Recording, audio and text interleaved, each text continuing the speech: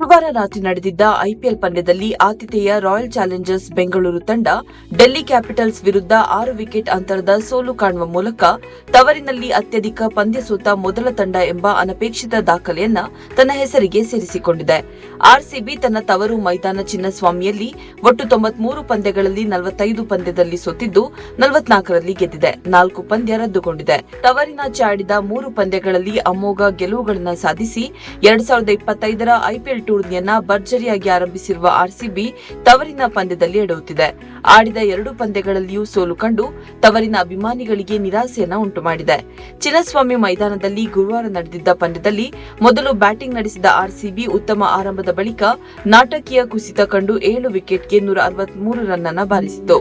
ಗುರಿ ಬೆನ್ನಟ್ಟಿದ ಡೆಲ್ಲಿ ತಂಡ ರಾಹುಲ್ ಅವರ ಅಜೇಯ ಅರ್ಧಶತಕದ ನೆರವಿನಿಂದ 17.5 ಓವರ್ಗಳಲ್ಲಿ 4 ವಿಕೆಟ್ಗೆ 169 ರನ್ ಬಾರಿಸಿ ಗೆಲುವನ್ನು ತನ್ನದಾಗಿಸಿಕೊಂಡಿತು.